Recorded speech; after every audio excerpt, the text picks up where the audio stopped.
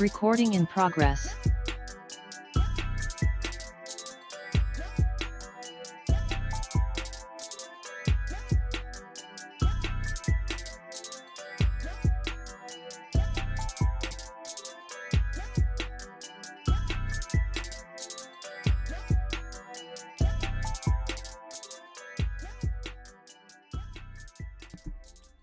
Yo, what's good? What's good, everybody? I'm your boy Trey Frazier.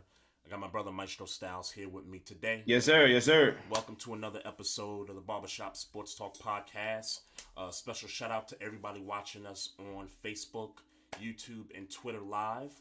Y'all continue to follow us on those platforms. You can also hit us up on social media on our Instagram at Barbershop Sports Talk Podcast. My bro, what's good, man? How you feeling? What's good, man? Hey, ready to get straight to it, bro. I ain't gonna hold you. Day been fast, so I'm just trying to keep the motion going till it's time to go to sleep. Yeah, I hear you, man. I wish I could say the same thing. This day has been dragging, bruh. Yeah. Couldn't wait to get to this point, to finally get on this podcast with you, bro. But yeah, we definitely got some stuff, to get into. Reminder, we do got a guest coming on. Goes by the name of Parish Sharkey. He covers the Grizzlies. He covers the Titans for Grind City Media. And he's a podcast producer and also a co-host as well. So we're going to chat up with him in about 10 minutes or so. Right.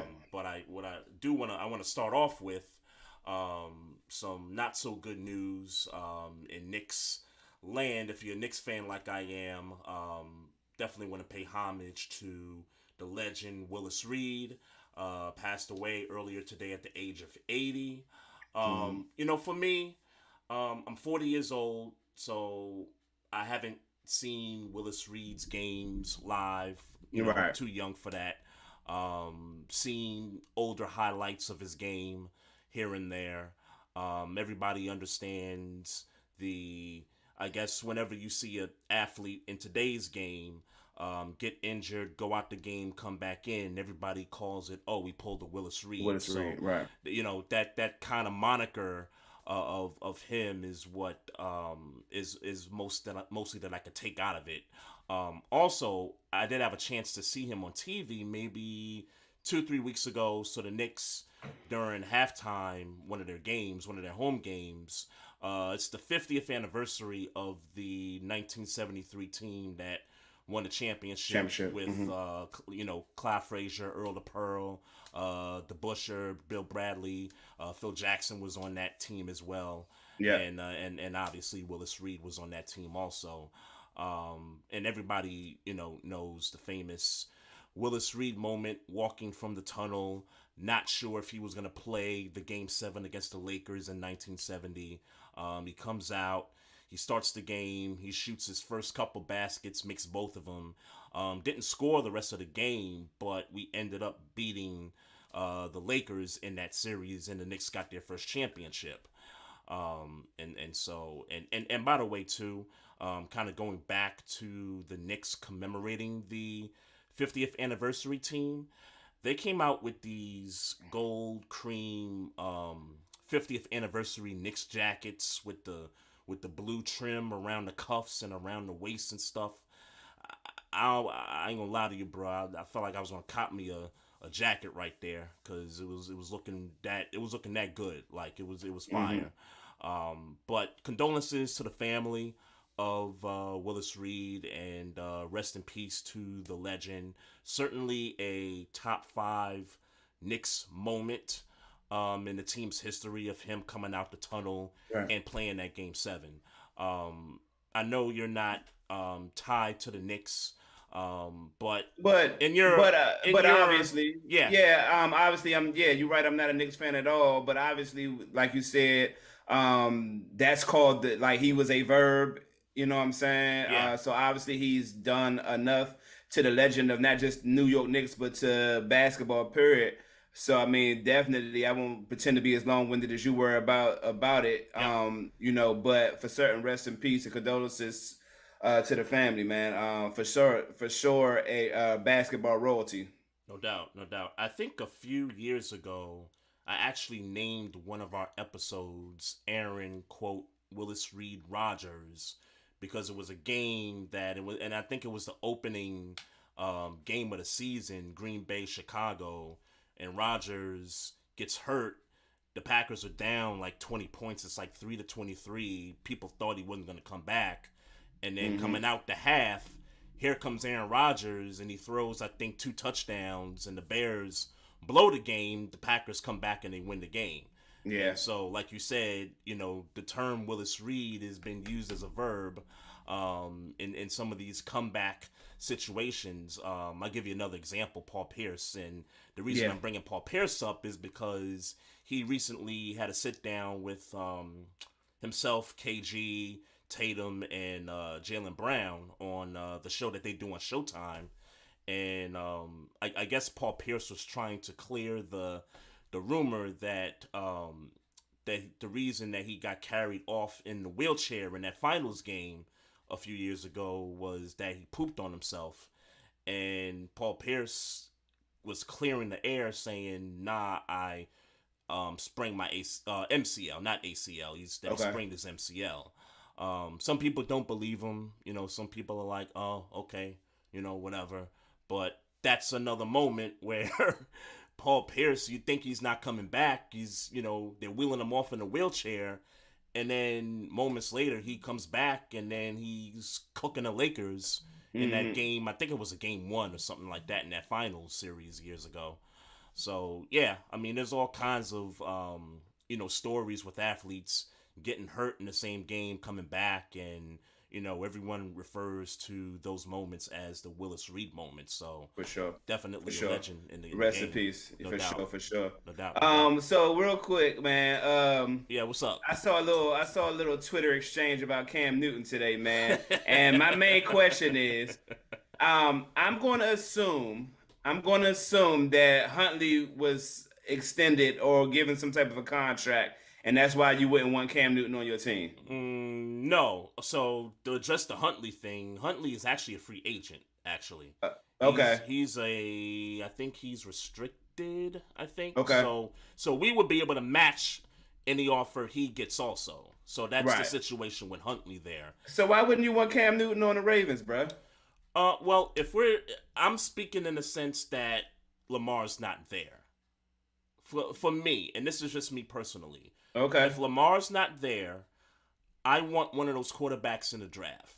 Like, let's say Indianapolis is the team that, offers the money, the picks, and more importantly, their first round pick this coming draft. Like, that's, draft. you know what I mean? To me, that's got to be the compensation. We got to be in position to get one of those quarterbacks in the top 10 in this draft. So I'm speaking from not having Lamar Jackson on the roster. Not that I think Cam Newton is like done. I don't think he's done. I think he's got something left. It'd be interesting to see if he does get picked up by a team, how he looks, because he's taken a year off from football. Been longer than that. What was it? Oh, okay. Because I'm not counting when he did return to the Panthers that one game against Arizona, I think. But that was just the one game. So yeah, you might as well say it's 2 years. Yeah, he's taken 2 years off. So I mean, but it's not like you're talking about even if whether Lamar Jackson comes back or y'all draft the quarterback. I mean, we're not talking about Cam Newton coming in and starting. I'm pretty sure that nobody, even with him saying, "Oh, I'm better than however many people he feel like he better than," which he right, by the way. yeah. Why? Like, he's still. I mean, I would gather, like, what veteran right now is he better than? And I'm not asking that because I disagree with him, but I'm also asking.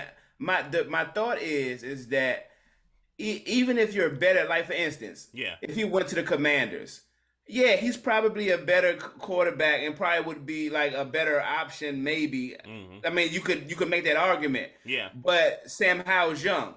It's upside. It's that type of thing where it's like, all right, we want to, like, he's better than Desmond Ridder, you would think. You know what I'm saying? But not going to start him over Desmond Ridder. That type of thing. So, gotcha. So I guess the better question is that's why I'm asking, what vets is Cam Newton better than right now? I think he's better than Am I going too far in saying if you're the Raiders, would you take Cam or Jimmy Garoppolo? Like, I hate to be that guy. I'm taking Jimmy Garoppolo. You thinking Jimmy Garoppolo? I'm taking Jimmy Garoppolo. I hate to be that guy. Man, okay, okay. Who else got a vet on their team? I'm taking Tannehill. You taking Tannehill? No, I'm taking Cam Newton over Tannehill. Okay, I'm looking at this right now. Okay. And I'll tell you. I will take him over Davis Mills. But I get why the Texans mightn't. I get why they would want to stick with Mills, young dude, all those things. Yeah. Carolina. If your quarterback is Andy Dalton, yes. then give me Cam Newton. That's two. Yes.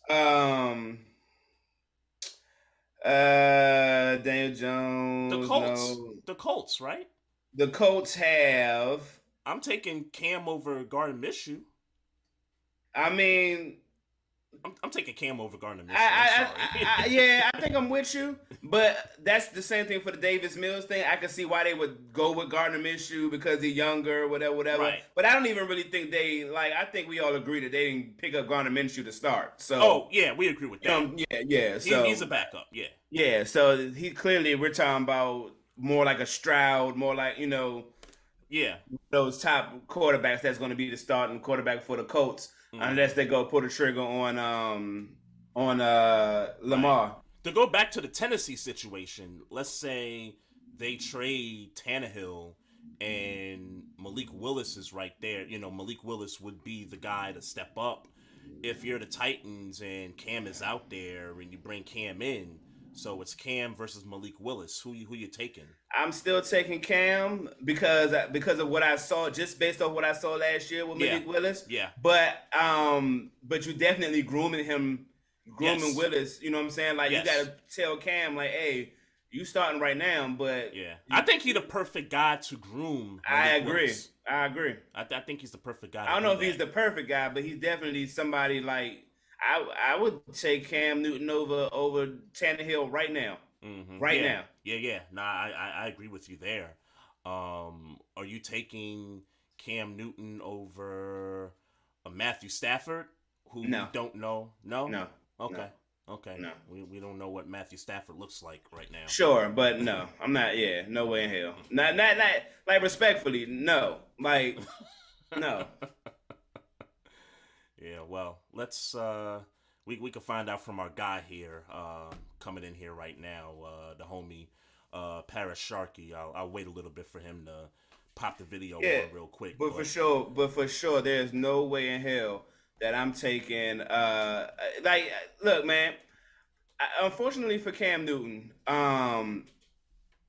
whatever stigma the media put on him about, the type of quarterback he is in the locker room and whatever stigma they put on him, that's affected him, obviously. The injuries obviously affected him. You know what I'm saying? He got some shit with him, whether it's deserved or undeserved, that's came with him. And, now he can't even be the old guy. He can't even be the old guy now that mentors a young guy, which is, in my opinion, ridiculous. Mm-hmm. If you Pittsburgh, you taking Cam as a backup?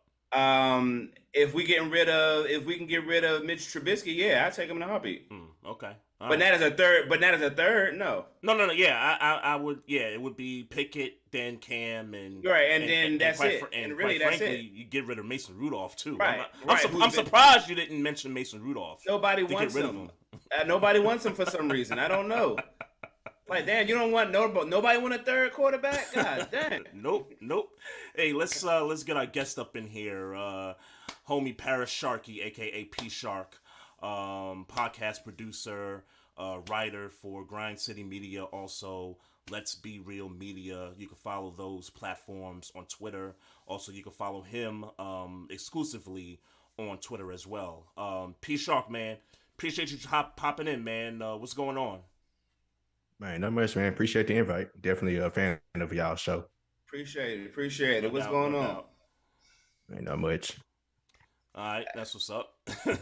That's good. So let's start here. I wanted to kind of get a little bit of background on, your podcasting, your writing, and your partnership with Grind City Media.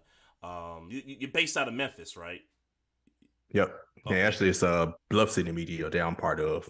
Grind City Media is directly with the Grizzlies. Bluff City Media, Okay. basically My new. bad. We just, My bad. Bluff City. Yeah, it's Media. all good. No doubt, no doubt. So yeah, just give us a little background on how you got started in the podcast game, how you got into writing, and the partnership with both your media platforms.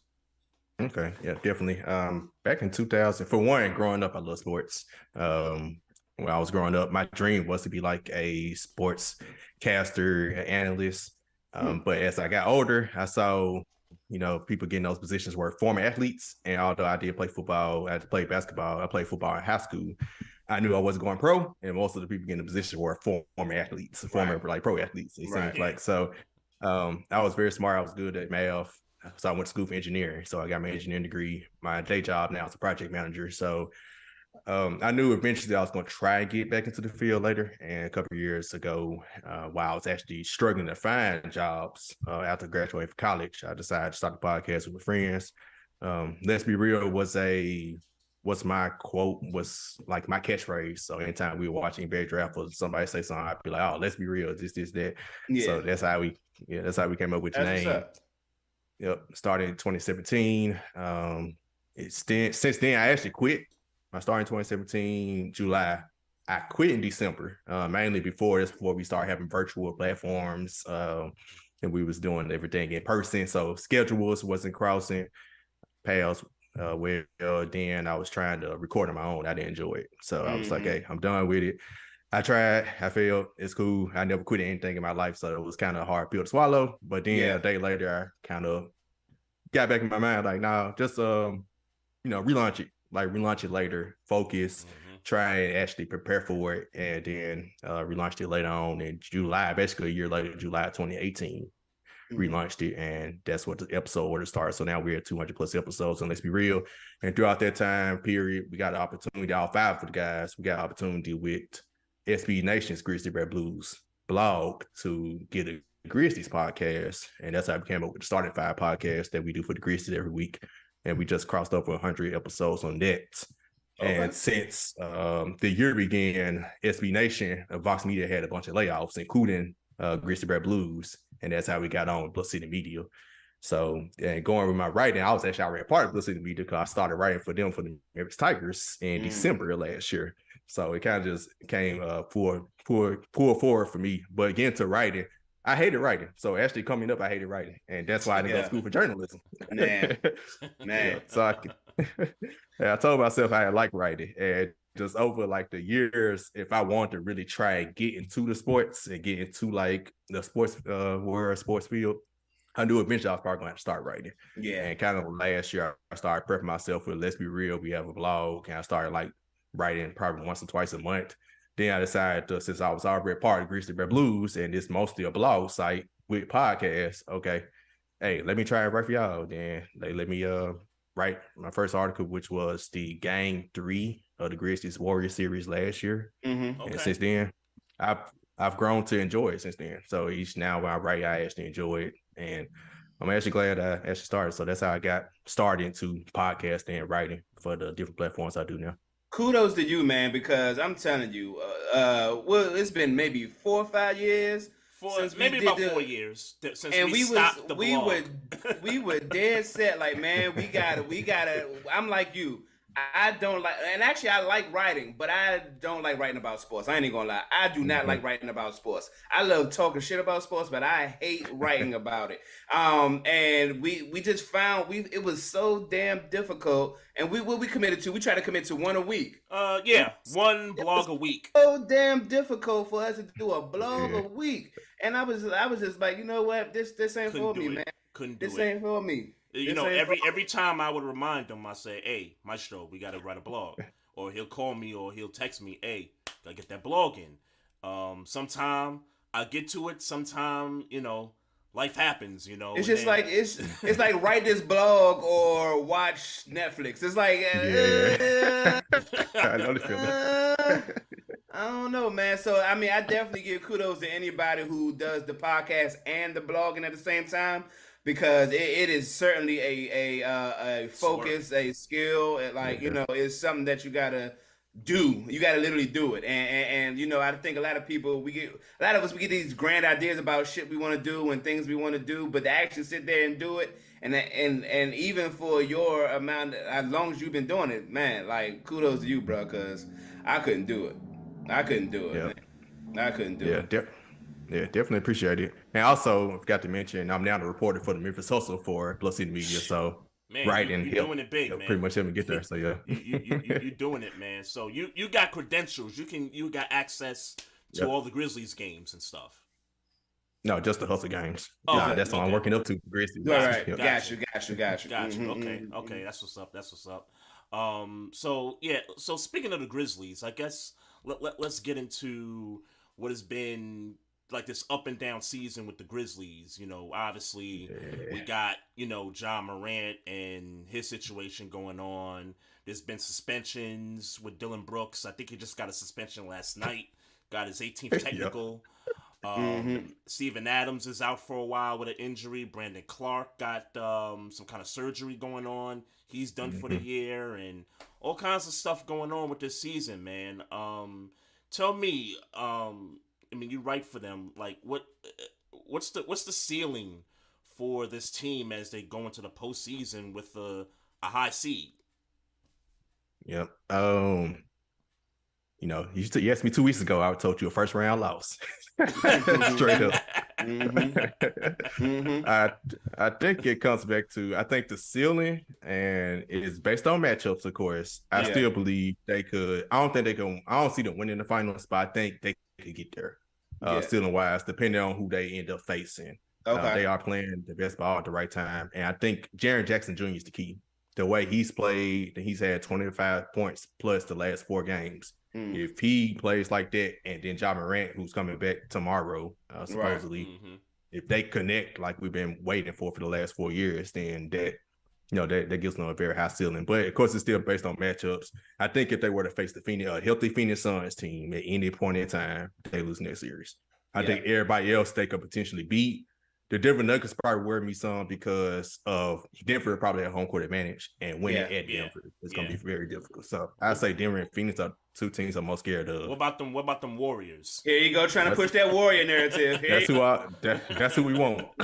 That's who y'all want, right? I see we want them just for the fact. I think we just need to. To me, let's say we get to the finals and we don't play Golden State at all, it wouldn't feel right at this point. Like we gotta play them. We want to beat them. Yeah. I respect that.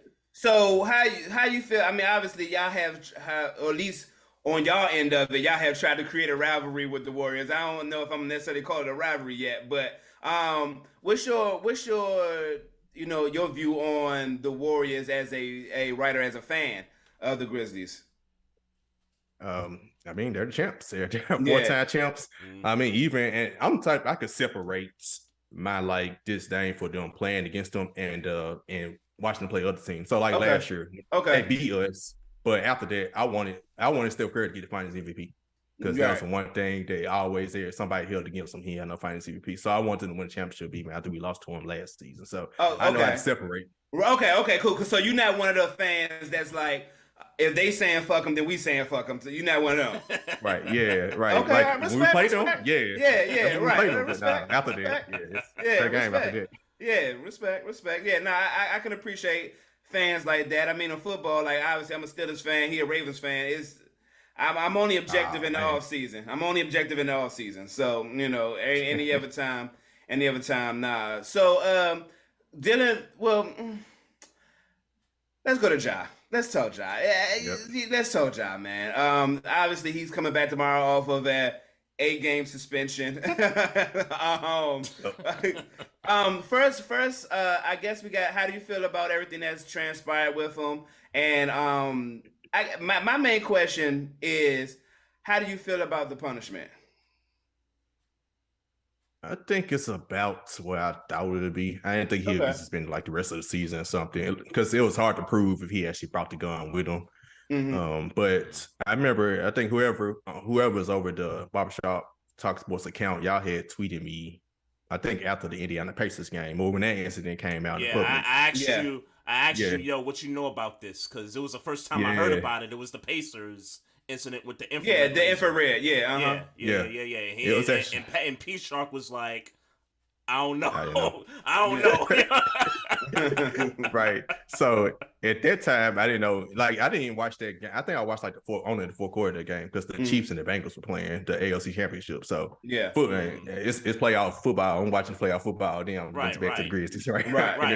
Respect. Football come first. That's right. Right. Yeah, that's how I go with that one. But after that, I started finding out more information about Ja, and I talked about a little bit on Starting Five podcast a couple of weeks ago.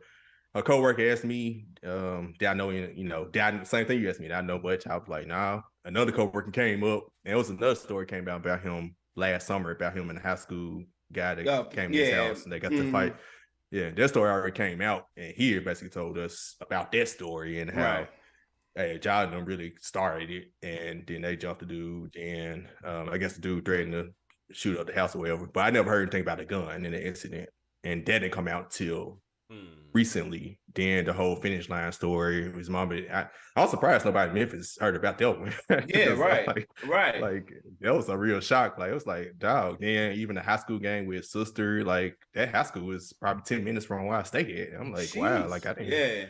Like, how can I hear about these stories? So there's all this stuff coming out, and based on what my coworker who had inside information about what happened last last summer, and everything that's all the people he was hanging around with. Had another coworker, he like runs into him at like some of the clubs in Memphis, and he told me some stories about the people he's around, pretty much just wilding out. So I kind of, after you asked me that, I kind of found that information without trying to find that information. And it was like, okay. And I remember telling the guys, my crew for Let's Be Real Starting Five, I told them to group me. I was like, all right, this stuff is happening. I don't know how true it is, but you're right to the point that there is some truth to it. That means he's around it or something, right? Yeah. I just hope he does. I just hope he gets it together. But at that point, I kind of already started feeling a little worried. Like, okay, I don't know, something ain't right. He going to get hit. Something going to happen to him. He's going to slow down. So honestly, that whole gun incident with him in Denver is really like a blessing in disguise, because I feel like that's what needed to happen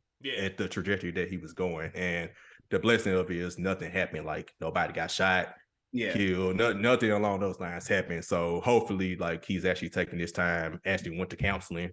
I think he did. I hope he's actually going to continue counseling and moving forward. Hopefully, move past the situation and actually get better and actually just eliminate the distractions to people around him and actually improve his well-being.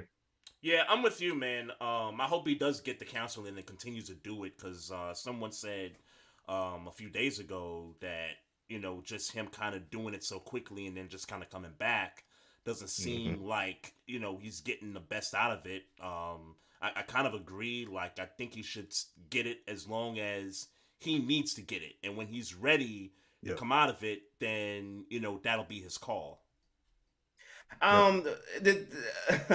Look, man, I hate to be the guy. It feels to me. Go ahead and be Steven Jackson. Go ahead. I don't know what Steven Jackson said, but it seems to me. Look, for me, the whole conversation about Ja Morant starts, I think, is he like this notion that he's a gangster, he's trying to be, and I've seen like pictures resurface when he was younger, even back then. So funny. He was trying to be whoop whoop whoop whoop. Here's the thing for me is that whatever rehabilitation he says that he needs to do to get right, it don't happen in 8 games. You know what I'm saying? And now I'm not saying don't go back on the court, but what I am saying is that guns are normally even though he didn't shoot anybody, guns are normally something that's frowned on in professional anything. So 8 games seems a little light considering that. On the other side, I hope he's able to put it behind him, because we want him to play as much as the NBA wants him to play for them numbers. But be clear, 8 games is because they want him to be back doing what he do. Yep. And it's not about him trying to rehabilitate himself and all these positive things that they're spewing. And And it seems, and to be honest, it seems evident in how he approached the Jalen Rose interview. He just kind of like going through the motions. I hate to be the guy, but he just kind of going through the motions, saying all the right things that he was supposed to say. And I think for me, he's going to be okay because money talks. At the end of the day, bro, I'm not going to keep losing money behind it. I'm not like the way I feel, and I've said this on the podcast. With Kyrie Irving cutting up with Nike, they literally scrapped Kyrie, put Ja right in his slot. The logo looked the same. The shoe looked similar. Like they just took everything off of Kyrie's new shoe and put Ja new logo on it. And you're now our new Kyrie. So with that just happening for him recently, it's like, hey, I'm gonna just tell you this. I'm sure all his, sponsors are sitting to the side. Hey, look, bro, I feel you. That's who you are. Whatever. Don't get caught again because you about to fumble a lot of money. And I think he'll be fine off the strength of that. You know what I'm saying? Whether he real or fake, I don't know. I don't care. I think ain't nobody going to mess up. He already lost Powerade. I don't think he going to mess up Nike no more than he could possibly, than he did. If any, whatever damage he's did, I think he's just going to go ahead and cut his losses and act right. At least I hope. Because you'd be a foolish dude to sit here and fumble all this money that's coming your way. Right, I totally agree. Like at this point, like, what's your image? What do you want? Like, portraying this, this image he was trying to portray, it never made sense. But then the thing for me, I ain't mean to cut you off. And then the thing for me is his game, like the way he plays right now, historically. I'm not wishing this on him. That's not going to hold up long. So you're not going to be dunking on Bammers for too much longer. You're going to have to eventually develop a mid-range game in order to keep your thing going. So right now, it'd be in your best interest to lock up all the money you could lock up right now when you are the human highlight and the best highlight reel in the NBA right now. It's best to lock up all your money now because, one false move in the air, and that's the end of your jumping as Derrick Rose, as Russell Westbrook. Yep, man. Well said. Like we've been asking for just a mid-range jumper the last 3 years. And at times it feels like he gets it, but then he doesn't continue to shoot it. It's like he'll do it for a couple games, then he'll resort back to what he normally does. So I'm hoping just as him and Jaren Jackson Jr. as well, as they get older, they will continue progressing in those areas. Because Jaren Jackson similar, he was just settling for threes for 3 years. Now he's finally attacking the basket and being more aggressive. So similar, I'm just hoping they're both 22, 23 years old that as they get older, they'll actually develop it. And low key, I'm not gonna put this. It's not 100% Ja Morant's fault, but as the leader of the team, you gotta respect that he's sending a negative message. And they out here wilding, and now they can't even stay in town. They leave in cities after games now because. You know what I'm saying? People don't know how to act. So it's I hope he grows up. I hope he grows up because we need him in the league. Like I said, he is the human highlight. He is the best highlight in the NBA right now. And we need him. The NBA need him. Yep. And just to add to that, the league needs him because when you look at the league and you look at who the top players are. Most of those guys are international players that maybe some, if not most Americans can't relate to. Americans can relate to Ja Morant because he's from here. He went to college here, high school, that whole thing. So he's very important to the league right now. Yeah. Yeah. And Memphis fits him because he's a small town person. Although Memphis is in a small town, it's not the biggest of cities either. So he matches the vibe of the city. So yeah, he just need to it matches the vibe of the team, man. Like when you think about, what's Zach Randolph back in the day? You know what I'm saying? Like, he matches that vibe. Like they've always Memphis or Vancouver they always been like a tough team. Like, whether they were the greatest offensively or not, they were always just a tough team to play with. They coming at you all the time. So yeah, man, he definitely, the city need him, the NBA need him. Get it together, Ja. Get your shit together. And speaking of tough, let's talk about Dylan Brooks now, because people say I see it on Twitter a lot. You know, oh, he's unlikable. We don't like. I love this guy. This is what the NBA right now needs. Right now, the league needs a villain right now. Yeah, Dylan the villain. They need a guy that just don't give a damn. Like he gonna come at you. He gonna talk his talk. Even though, you know, he's had some bad nights, you know, shooting from a shooting perspective, but the dude still gonna be in your face from a defensive standpoint. He gonna talk. You know, he's giving the Warriors all the lip and all this stuff. I like how him and Clay go back and forth every time they play each other. The whole thing with Kyrie, and that was weird. That was weird, because he took his jersey off, but then Kyrie Irving never took his jersey. That was wild. Give me your thoughts on Dylan Brooks and what he's meant to Memphis, as not so much as a city, but Memphis as the team. Man, I tell you, the city and the team, the whole Memphis Grizzlies fan base has a love-hate relationship with Dylan Brooks. He's been an argument ever since Ja Morant's rookie year. He's been an argument about whether we want him, whether we don't want him. But I can't say this. He's going to always give 100%. Yeah. You never had to question that about him. But I remember I went to Ja's first home playoff game. His first regular season home game. I think it was their third game this season. And they played the Chicago Bulls. And I remember Dylan Brooks jacked about 20 shots. And they had lost like a close game. And it was because he took like some bad shots down the stretch. And I remember telling my now wife, she was then just my girlfriend, telling her, oh, yeah, he got to go. We got to trade him. Yeah. I was done. And like throughout this season, I think that was the bubble year. And he got to the bubble, same thing, just jacking shots. And it was like, man, he got to go. Then he had finally started to kind of play a little more team ball over the last couple of years, while still jacking the occasional bad shots. But overall, I think no matter how much we fight about whether we want him or don't want him, we can't never question his effort. I do. And, you know, it's so funny you said Dylan the villain. He's been having a nickname within our fan base. Dylan the villain. The Grizzlies. Like he was our villain.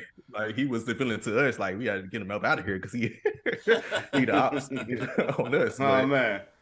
Now seeing it, like, okay, I'm glad that he's finally like embracing that Dylan the villain mantra for the entire league. Cause like you said, the league needs it. The whole damn Golden State, the stuff he said about Kyrie, even Luka, before we played Dallas last. Yeah. Talked about Luka. Like we needed that, and we needed that this time, especially with all the stuff going with Ja Morant. We needed something to like get us out that funk, because that time it was just like depressing. And with him, he kind of brought the spark back to the team. And now I think they won 6 to 7 games since he started pretty much talking trash. His comparison, I mean, I don't know if it's a comparison, but he got a feud with Draymond Green. But that brought to me, they're similar in not necessarily in game, but obviously some would say Draymond early in his career was the villain. He didn't kicked a few people in the nuts. He didn't, you know what I'm saying? He didn't done some questionable things. How you feel about that? That, I guess, rivalry, I guess, is the way to put it, or beef. Yeah, I mean, that's a great comparison. I think that matches. What's so crazy about the rivalry piece with Golden State is, I think Clay called it a rivalry on Christmas. He said it was a rivalry, but then Draymond turned around and said it's not. And I guess people like eliminate the bubble because we remember we beat Golden State. Yeah. Not the bubble in the play-in game. It's like, I remember that. I like, does that not count? But I understand it's just one game get in. But I was like, yeah, you know, you can say Clay was hurt, but I like Ja got hurt last year. So I'm like, in terms, I can understand. I said it's a full-blown rivalry, but two teams just don't like each other. One team trying to take off the head of one up-and-coming team trying to take off the team that's constantly winning. It kind of reminds you like the Bulls and the Pistons in a sense. Not saying the Grizzlies gonna beat the Bulls. Yeah. I'll give you a better comparison. It almost reminds me of the Pacers and the Heat from a few years ago when Paul George and those guys going up against the Miami Heat with Braun and Wade and Bosh and those guys, because they played them like 3 times in a row in the playoffs for those years and could never get past the Miami Heat. This is what this feels like right now. Yeah, but it's interesting to me that with how similar they are, even though Golden State is the good guys per se and Memphis is the bad guys per se, because obviously the star in Golden State is Steph, and then but the quote unquote heartbeat is Draymond. I think something similar could be said where Ja's the star, and then but Dylan Brooks has officially become kind of the heartbeat, the kind of guy that gets the team going. So it's an interesting dynamic how they're maybe by design becoming the Warriors in a sense. All young, all kind of been together like the Warriors. Yeah. Like it's a real similar dynamic. I would like to think that maybe one day Memphis is going to be as good as Golden State one day. But you know how free agency is nowadays. Yeah, it was funny when Draymond made his comment and said the dynasty starts after you. Nobody in Memphis disagreed. You gotta beat them when it counts, even though they did in that one game. But like you said, it didn't count. Right, exactly. So yeah, I like some of those guys, man. Like Desmond Bane. I like Desmond Bane. Desmond Bane. Yeah, I like Desmond Bane. I like him. I know he's not as consistent as maybe y'all would like him to be, but he's perfect. He's good. Yeah, I like him. I like him. Yeah, we love him down here. Yeah, I think this year set him back. He had that foot injury early in the season. Right. Mm-hmm. He still is not 100%. He's going to have surgery on this offseason. So he's playing like not 100% at all. So the fact that he's even averaging 20, I'm still hurt. I'm happy. Right. You know what his contract situation is right now? He's still on his rookie deal. He'll be signing an extension this offseason. I think he has one more year left on the rookie deal. So this offseason he'll be signing his extension. Okay. How do you think that they'll be able to keep if the core is Ja, Bane, and Brooks? Is that fair? That's the core and Jaren Jackson? Jaren. So how do you think it's going to be possible in your spectator view to keep all four of them together?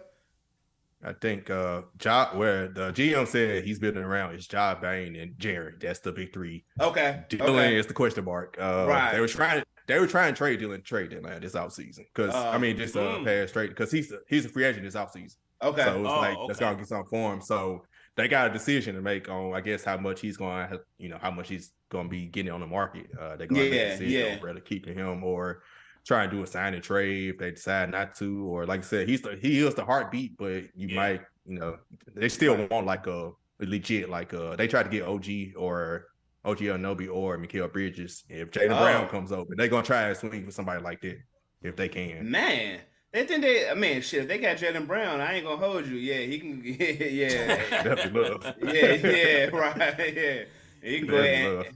And Jaylen Brown already talking about, he don't really know. He just want to be treated right, and Boston ain't treating him right. So yeah, that we definitely look out for that. You are, correct me, a Titans fan? Yep, unfortunately. Love my squad. Hey, frustrating. So let's be clear. Y'all are clearly just trying to rebuild. Y'all clearly just trying to fire sale. Is that where you at with it? I wish they would, but Ryan Tannehill's still on this roster, so I guess not. They still gonna try and compete. Yeah, and Derrick Henry. I've heard Derrick Henry's on the block too. They've been trying to put him on the block anyway for a trade. Yeah, I think what they trying to do is just see how much he could be worth. And in my opinion, because we got a new GM, so he's probably everything is on the table pretty much with him. I could say by the way their offseason has been going so far, Mike Vrabel is not the coach that wants to be part of rebuild. Okay. And he already said he wanted Tannehill back. Me personally, I'm ready to move forward. But if you can't trade up, which the Panthers got the number one pick, and I think we tried to trade up to get the number one pick, but the Panthers got it over with. So obviously, I think he did try to get a quarterback this year, but if not, we have to settle with Tannehill another year and Malik keep trying to develop Malik with a new offensive coordinator. I have to be fine with it. So, well, the Bears would have shafted you anyway for that number one pick because they definitely got the Panthers for certain. I think they wanted Jeffrey Simmons, and that ain't happen. Yeah, if I had to guess, I'm pretty sure. Now I heard Bayard wants some money.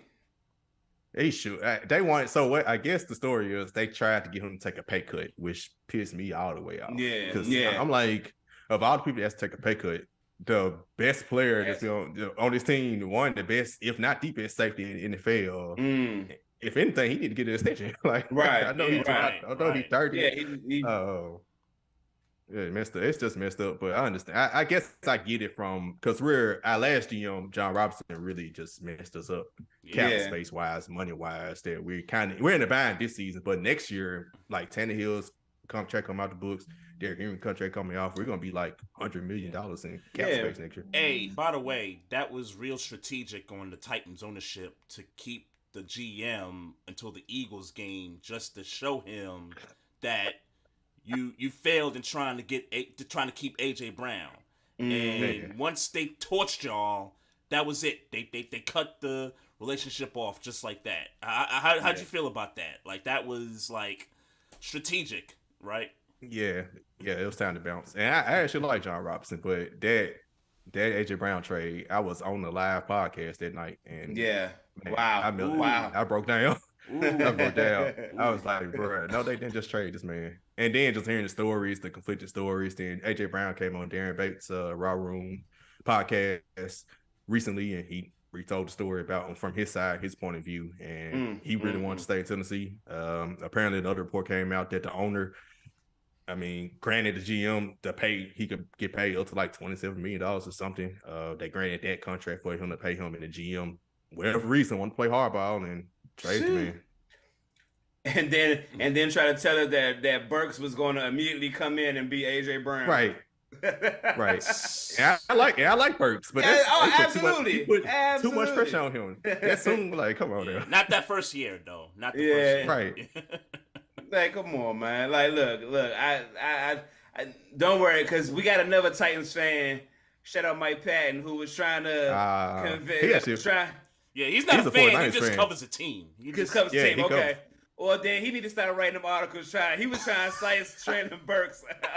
And I'm like, bruh, there's no way. There's no way you about to tell me Burks is about to come in and be AJ Brown, bruh. There's no way you about to tell me that. But he wrote it, man, and I read it. And hey, me and Mike don't see eye to eye when it comes to the Titans, but I tell you what, because I've been pounding the hands for Malik Willis to, get his shine. But then the Chiefs came, the Chiefs game or the Sunday night game, and I was just like damn, like maybe he isn't ready. He wasn't ready. Yeah, I believe he wasn't ready. And even the Chiefs game, to me, he showed flashes in the first half, but the second half, to me, honestly, it's a mixture of him not being ready. Also, we had a trash ass offense coordinator. Yeah. Todd Downing, if it was anything after that, when Tannehill threw 3 picks in that playoff game, we all came to the conclusion that like it was Tannehill's fault majority, but Todd Downing was just as bad as him calling plays in that game. And it was like, at the very least, he needed to be fired because we were stuck with Tannehill because we restructured his contract to trade for Julio. Yeah, when he caught drunk driving or something, Todd Downing, when he caught drunk driving or something like that, should have got fired after that too. Right. They roll with it. Yeah. Sheesh. And now you can see why Mike Vrabel maybe ain't the guy. Man, I was and Vrabel, his comments, I was ready to let. And I love Vrabel; he's a good coach, but I was ready to let him go if he refused to fire Todd Downing, he had to go. And I think I low key think he would have been in that position because he just so loyal. He's loyal to a fault in the sense, and his comments after the season was still like he was almost alluding to like they was potentially gonna keep Todd Downing, but then he got fired about 4 hours after he said that. So I was like, okay, all is well now. Let me throw an audible at you, man. So we was talking about Cam Newton. He better than all. There's not 32 quarterbacks better than him. And we kind of briefly went through teams that he could play for this year.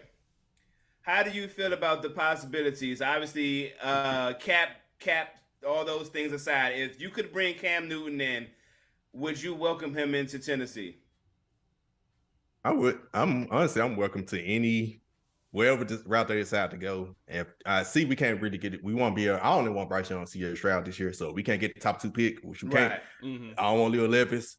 Anthony Richardson, you might as well develop Malik because he's same boat. He's going to get developed. So yeah, right. Cam Newton could be a perfect bridge, or if you were to let Tannehill go, which we can. Tannehill is $18 million cap hit, but we save $18 million if we cut him. Okay. Or if we trade him, he'll prefer to trade him. We get like a 4th round pick or something. But I wouldn't mind you bring in Cam Newton and make Malik Willis compete for the starting position. Right. And if he actually could beat out Cam Newton, then it gives give him a shot this season. Then because my whole thing is I would low-key just rather get rid of Tannehill, start Malik this year. Right. And see. If he fails, guess what? Right. You get a top pick next year. Right. Kevin Williams, Drake May, like let's go with that. And if he succeeds, guess what? You got your quarterback. So in my opinion, you should go on here and move forward, but I understand based on what he showed last season why you're hesitant to go that route. I think it was the Bills game. I think it was week 2. Y'all played them on a Monday night, and y'all got your ass beat. But then I tweeted, and I was like, "Yo, at some point, when you're gonna put Malik Willis in, like, how do you decide if this is the moment to put the kid in? Because my projections was eventually this kid was gonna start some games for the Titans, and it didn't turn out that way. I mean, Tannehill got hurt for a few games. Willis gets to start on some of them, and then who's the other kid that got to start? Dobbs. That's right. Dobbs. That's right. Dobbs. That's right. That's right. Yep. I'm sorry, Joshua Dobbs playing football is hilarious as hell to me. Even though they gave Dallas smoke that game, but that shit is hilarious. That shit is hilarious. So P, I'm with you. Like, I kind of like the idea of giving Malik Willis the chance to start, and if something goes wrong where he's still not ready, then you'll guys get that top pick, or at least a top 3 pick in the upcoming draft. Got to see what he's about. You know what I mean? You drafted him. What was that, the second round? Third round. Third round. Yeah. Okay. I mean, even still, I would like to know what the kid can do. Right, and he was a 1st-round prospect, and like I said, different offensive coordinator. Actually get him some weapons, so offensive line, because we had like the worst offensive line last season, along with outside of Traylon Burks and rookie tight end, the rest of the weapons were bad. So it's like he really wasn't in a position to succeed anyway, while also not being ready. So I really don't know if he wasn't ready or he just didn't have the pieces in place to really help him. Right. That's a good point. Did y'all cut Lewan already, right? They did. Yes. They did cut him? Okay, all right. I'm just trying to figure out if him and TJ Watt could get along, man. So even though we're doing some good things on the offensive line in Pittsburgh, I feel like Tyler Lewan would kind of help solidify Pittsburgh's offensive line. I was plotting on my team. That's that. So don't mind that question. Now I was plotting on my team. You gotta stay healthy, man. He only played 20 out of the last 50 games for us. It was easy cut. Yeah. Now Bud Dupree was cut also, right? Yeah. Yep. Okay. So Same thing. He's still out there, right? He's still out there. He's still out there. Yeah. I know, Maestro. You were talking about possibly wanting to bring him back. If we could, I would love him to be the third. As long as he's clear that his role is number 3 pass rusher behind Alex Highsmith, who just had 10.5 sacks last year. So your pay is going to dictate that? I was just about to mention the money. Whatever that money is, that's what it's going to be. Right, yeah. He just needs to be clear that you're not getting nothing near. Like, you earned it to go to Tennessee, but you ain't earned it to come back if you're coming back. So that's the only way. Because we definitely need maybe it's a want, but I want a third pass rusher at linebacker. Like, that's what I want. Not to call TJ Watt injury prone, because I don't think he's injury prone, but he's missed some games. I think in those situations, it would be good to have that guy. Absolutely. Yeah. Our defense was absolute trash until he came back, and then we was okay. So it's like, that's what we're missing. Bud Dupree is not going to be TJ Watt, obviously, but he could dig into 2 years ago, 3 years ago, and be a little bit better than he. I think that, especially because it took him so long to get it together in Pittsburgh. So like, come on, man. Yeah, come on. Hey, man. He was good for us. Hey, let me give a quick shout out to the fellas present sports rap. I believe that's my man Carlton Henry. We go What's back happening? and forth on Twitter.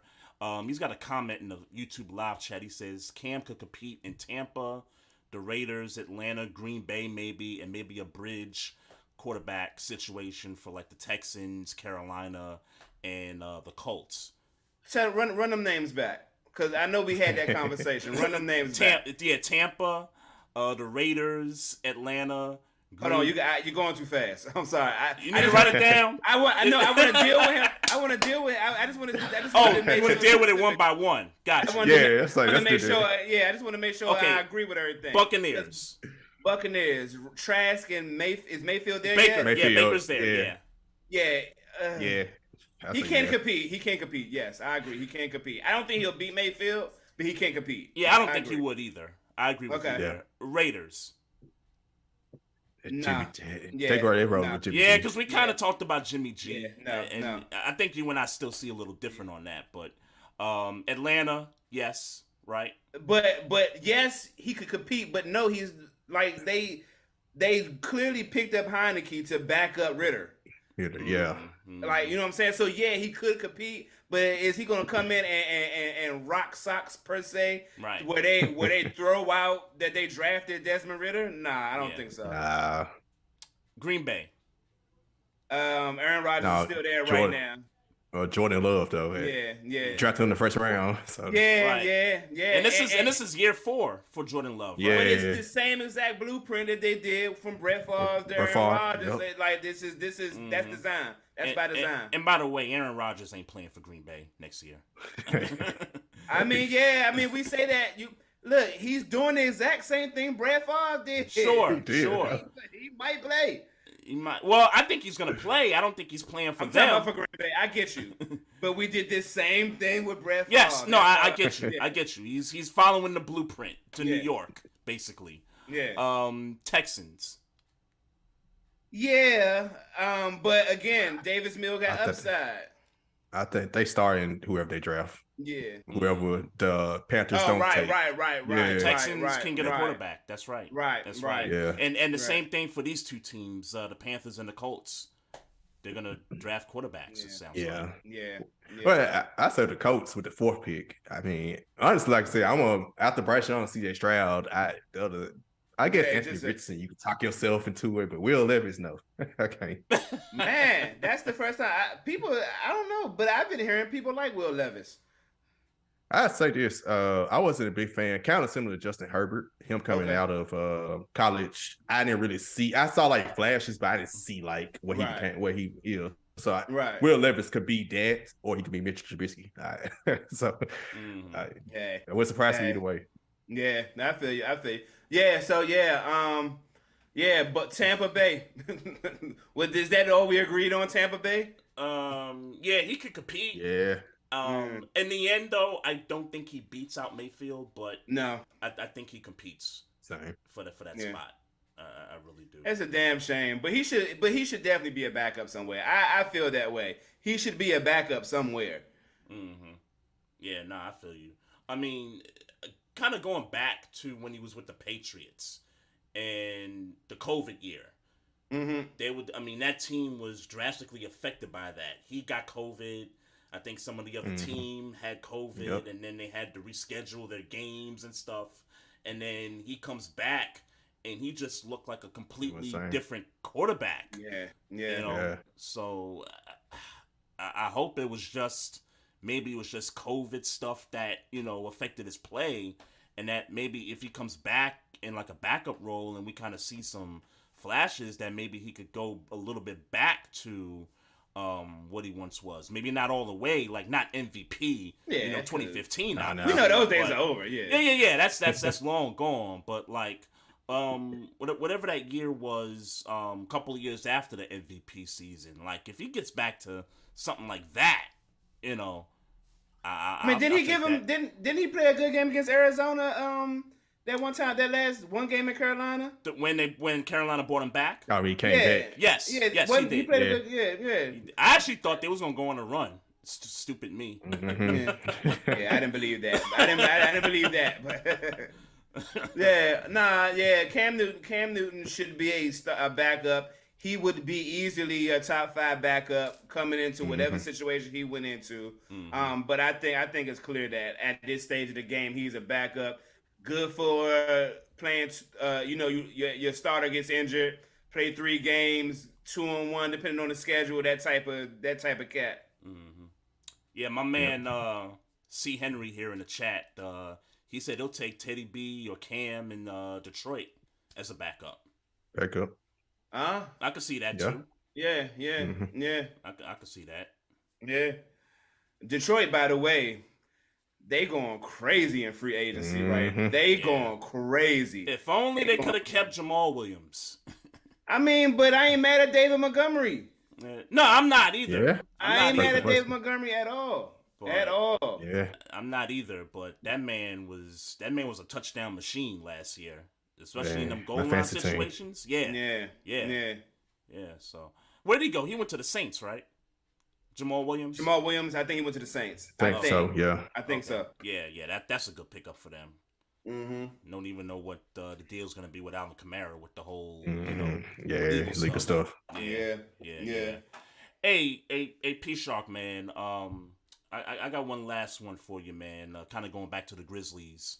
In the history of the franchise, your top 5 players in the history of the Grizzlies. Let me give you the precursor, but you might be safe.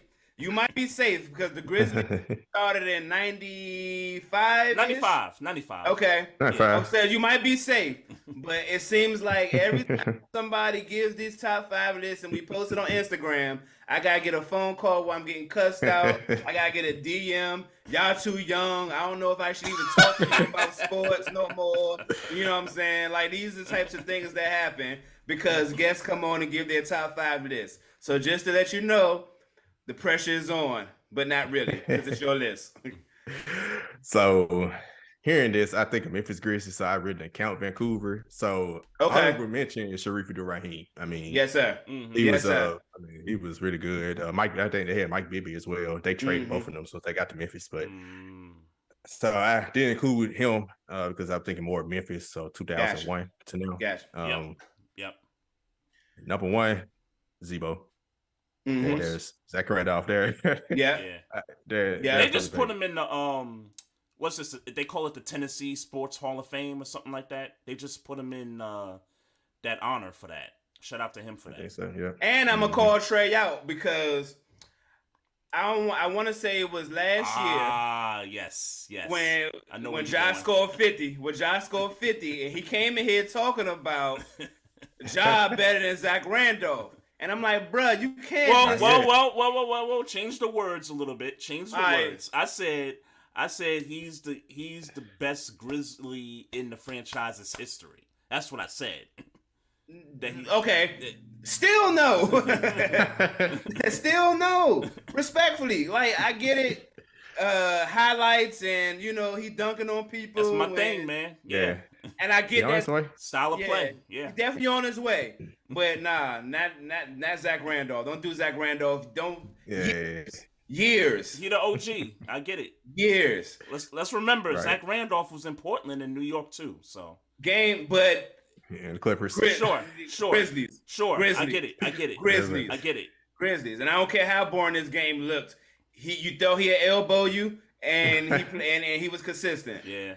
Now that I think about it, all them battles with Blake Griffin too, like that was sir. Yeah. Yeah, he definitely brought the city up when we definitely needed it, and I hope that's what I want, kind of mentor job, because Zebo had his troubles, as we all know. So perfect person for him. But after Zebo, 2 and 3 was like so hard. They did a tie. I'm gonna go with Mark because second and Mike Conley third. It was tough trying to choose which one is second and third, but I give Mark the nod since he got Defensive Player of the Year and made 2 All-Star teams, and I think even started in the All-Star game. So I gonna give him second. Mike, really, if he was in the Eastern Conference, he would have made just as many All-Star teams as Kyle Lowry. Absolutely, just being the West. Absolutely. I think I like Conley more than I like Kyle Lowry. Game wise, I think I like Conley. At least back then. Well, even now, because now Lowry's some Sheesh. He just cooked my Knicks last night. Who, Lowry did? Hey. No, Mike Conley. Oh, I'm Mike about Conley. to say. Oh. Mike Conley. Yeah. What's crazy, we had both of them when they both were young. I think Kyle Lowry first and second year, and then Conley's rookie year. We chose Mike Conley. I was mad at the time because I thought Kyle Lowry was better at that time. Right. So that was before Lowry went to Houston for those few years, right? Okay. Houston, That's right. It was him and Conley battling, but we drafted Conley higher, like number 4. Kyle Lowry's lower first round pick, so they chose Conley. I think Kyle Lowry got better first before. It still took Conley 5-6 years before he really got good. I remember Mike Conley's running a tournament before he got drafted by Ohio State. Memphis. Yeah. Yep, Greg Golden, man. But yeah, you just my best memories. But I'm a Tennessee fan, and they lost Ohio State the second round that year. 19-point lead. Number 4 on the Grizzlies list. That's when I go ahead and plug in Ja Morant. I think he has already made top 5. I know we love Tony Allen here as the grandfather, but I'm about to say you better say Tony Allen at some point. I don't have him. I don't have him top 5. He's top 10. Yeah, easy. He's top 10. But it was crazy is when you talk about the Grizzlies, and then you talk about a top 10 list. It's almost because the drop off is so crazy, 6 to 10 from 1 to 5. But your list, it's your list. Yeah. It really is because it's strictly role players after that. Right, absolutely. Yeah, basically. But number 5, I had to go and give him respect. Although he didn't win a playoff game, but he was our best player throughout those first however many years. Pau Gasol, I got to give him top 5. I mean, I got to at least give him a day. Although I didn't care for Pau, but I can't deny how good he really was. He wasn't number 1 option, and you saw that when he got traded to the Lakers. He was number 2. Number 2 for sure. Yeah, shout out to him. He had his jersey retired at the Lakers. Yeah. Against the Grizzlies. I remember the irony. Wow. I didn't even catch that. Wow. Right. Wow. Yeah, we traded him. It's crazy because I forgot Powell even played for the Grizzlies. That's what's crazy. That's crazy. Yep.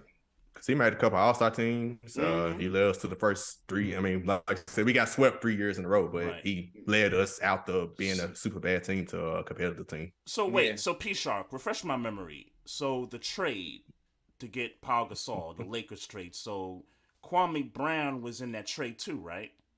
To go back to y'all, right? Yep. And how long was Kwame Brown on the Grizzlies? The rest of that season, that was it. That was it, right? Man. They traded for cap. They basically traded for cap space, and I think they got lucky. I don't know if they expected Mark to be as good as he was, but he was in that trade. Right. Gotcha. Right. And he ended up becoming better than they thought because they actually drafted a team to beat, even though we had. Oh Mark. it was terrible. What happened to him? I mean, he was trading him in the second year. Man.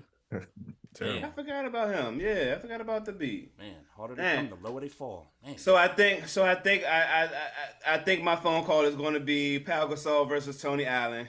Yeah. And I gotta be like, hey, bro, what you want me to say? That's his list. What you want me to say? I would have put Tony Allen in there. And you said something interesting too. I know you separate Memphis and Vancouver. With what's the cat name? Because I know I'm gonna say his name. Sharif Abdul-Rahim. I was getting ready to say Mahmoud Abdul-Rauf. I was ready to say him. Yeah. Me too. I want to get the two mixed up, but I would have. Me personally, since it's the same franchise, I would have combined them both. But that's just me. Yeah. I mean, Bibby would have made it for me. That's all.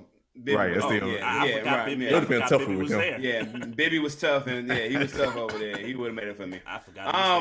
But that's definitely so. First of all, appreciate you. You know what I'm saying? I'm gonna need you to let us know where people can find you, so maybe they don't at me and they at you.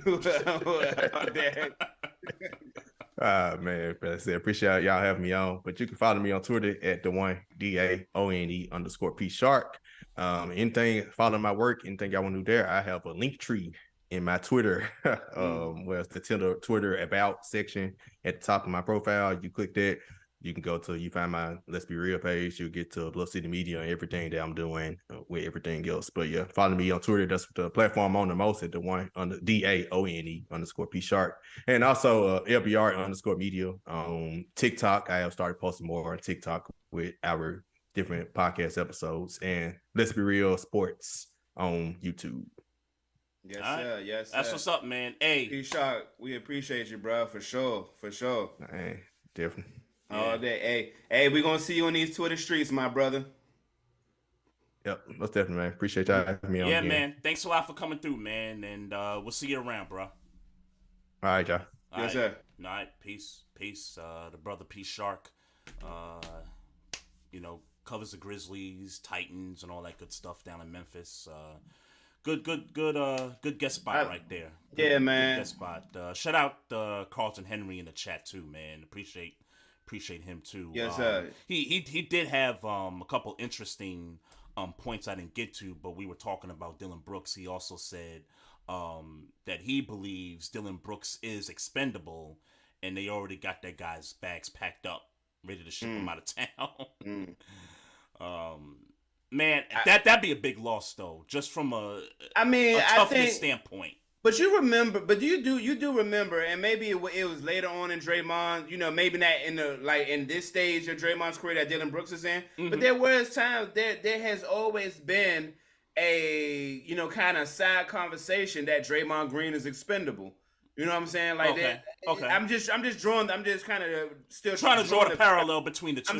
Like their teams are like they're similar. They're really similar. They are. Yeah, they are. Except Memphis doesn't shoot the lights out the way. Yeah, like I said, I think Golden State is the good guys of the NBA, and that Memphis desires to be the bad guys. Mm-hmm. Yeah, and I think the league sees it that way too.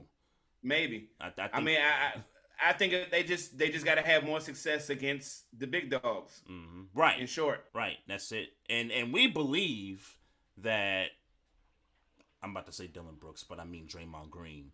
That Draymond Green will be gone from Golden State after this season's over. Yeah, there's a lot of that going around, and I believe that to be factual. So I do too. Let's be clear. This run, that championship. I think that's why that championship last year was so key. Yeah, because this team is old. Yeah. The nucleus, anyway. The nucleus is old. Let's be clear. They traded Wiseman. Like, that experiment didn't work out. They're waiting on guys like Kuminga. Haven't really been getting much burn. Moody hasn't been getting a lot of burn. Jordan Poole has kind of been the somewhat the bright spot of the young group of Warriors that's there. And Draymond Green chin checking them. Mm-hmm. Yeah, he's doing more than chin checking them.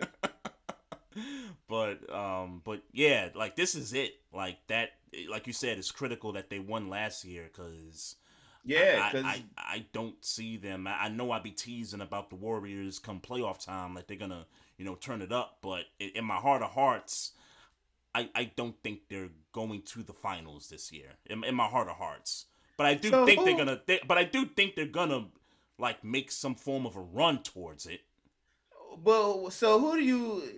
Because you don't think Phoenix is going either, and I get that there's a disparity between. I never said Phoenix wasn't going. I just said that Phoenix wasn't going to win a championship. That doesn't mean that they can't get to the finals. Okay. I don't know if I got them in the finals just yet, but Golden State, the way they've been playing on the road this year, 7-26. Yeah. I can't pick them. Maybe they'll win a series, and then maybe the ceiling is the second round for them, and that's about it. Yeah. Yeah. So in your mind, in the West, and just the West, yep.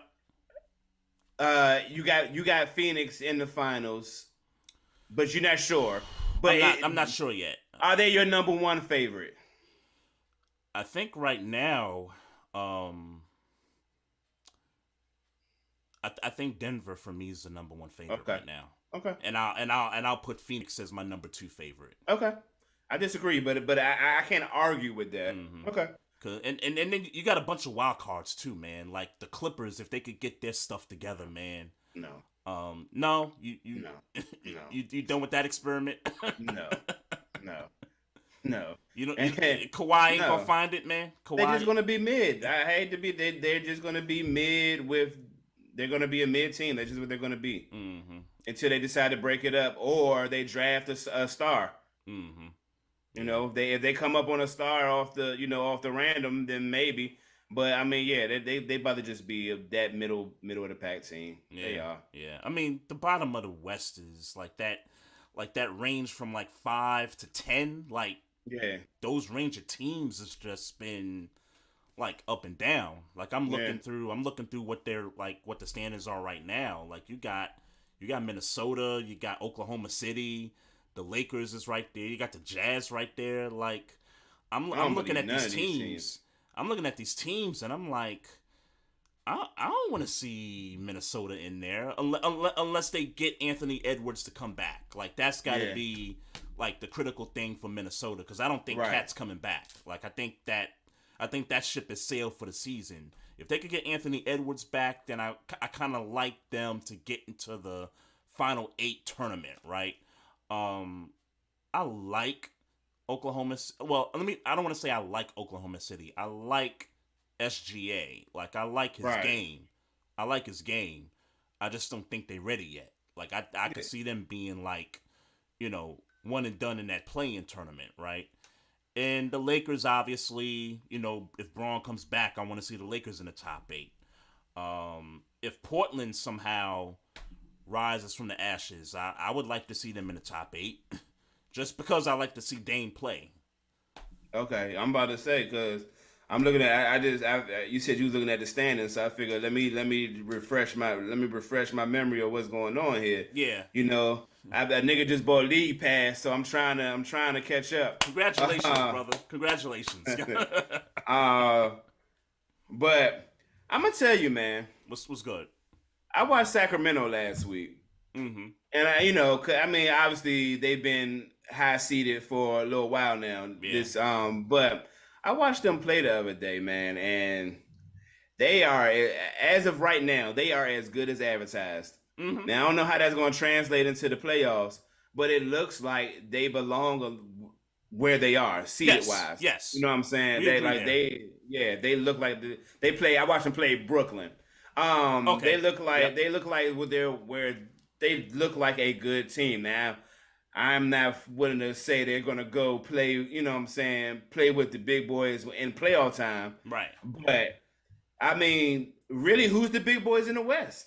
Yeah, and I was just about to ask you, like, everybody's improving. What's the ceiling for the Sacramento Kings when it comes to the playoffs? I have more faith right now, right now. I got more faith in the Sacramento Kings than I do the Memphis Grizzlies. I can see that. I can see that. I'll respect Denver as the number 1 seed with a Joker on their team, so I won't give them the nod on that. And those guys are healthy, by the way. Right. Jamal Murray. Murray is healthy.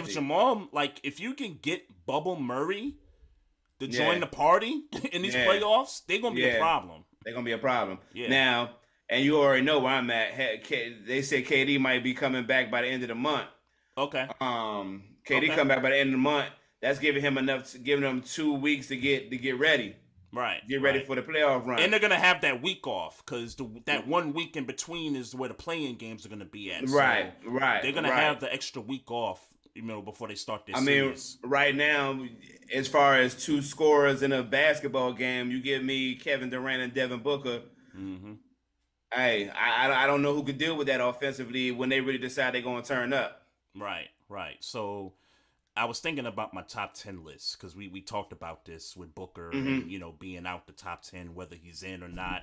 Right. So I thought about it. So for me, I'm still putting LeBron, KD, and Steph in my top 10. They're the vets, but they still playing top 10 ball. 10. Yes, absolutely. They playing top 10 ball right now. And then it's Giannis, it's Embiid, it's the Joker, it's Tatum. What's that, 7, right? 7. That's 7. Luka. And that's where Luka. Kyrie. Ja. I know the issue. I know, I get it. The issues, but no. I don't know if I'm gonna say just because Devin Booker been to the finals. Okay. You know what I'm saying? Like, and Yeah. he was a prominent. I mean, he was him and Chris Paul, but Yep. a prominent. I'm not gonna give him over Ja yet. Mm-hmm. And Ja don't got a mid-range jumper. Yeah. Nah, I got you. So I mean, if we're stumbling around 9 or 10 with Ja, and I mean we added Luka already at like 8, right? 8, and this is not ranked, by the way. We're not ranking. No, Yeah, we're just picking the top 10 players. But if we got 8 players and we're kind of you're gonna make me find a list. But Dame Lillard, is he a top 10? Man, I want to put him there. I want to put him at like 10. Is SGA there? But yeah, good question. Like I'm thinking about, and I was about to ask you, anybody on that Kings team you put in the top 10 right now? No. De'Aaron Fox, the way he's been. Yeah, balling. but no. Okay. Donovan Mitchell was the argument that came up in conversation. Is Donovan Mitchell a top 10 player? Yeah, he might be around that 9-10. He might be. Now let's be clear. Mm-hmm. My argument ended with, he is definitely 11 or 12, Devin Booker, and the argument would have to be 11 for me. Okay. But if it's biased, then I'll accept that. That's what it is. I cannot put him after that game. Get that game out your head, man. Can't do it. I can't do it, bro. Come on, man. I can't. All I'm sitting here thinking about is, bruh, you folded. Yeah, that whole team folded. You folded, but you the star. Yeah, I get it, man. I mean, hey, all I'll say to that is this: LeBron folded against Dirk and the Mavs in the finals in 2011. That was he scored 8 points in that. What was that, game 5, game 6? Yeah, okay, but you know what I mean. Like, but we still, and we criticized Braun for it. Like we gave him smoke for it. But he was dominant all the way up until then, though. Wasn't Booker? I mean, and I don't want to. But he's not. You're right, but that's the thing. They're two different players. Exactly. But you can't put Booker didn't have a bad game up to that point during that playoff run, even when they was playing the Pelicans in that first round. Like, well, here's the thing. I think. Mm-hmm. LeBron James has consistently, or at least in that time, let's say to Kobe on his way out. Right. It was. I guess the argument is Dwayne Wade and LeBron. I guess that was kind of their prime. Yeah. This is before they started winning championships. Yeah. LeBron, world renowned, number 1 or number 2 since he's been in the league. Mm-hmm. Depending on who you talk to. Right. Number 1 or number 2 since he's been pretty much been in the league. Yep. Depending on who you talk to. Obviously, we're not talking about years like now. I'm just talking about from 2000 and let's say 6. Yep.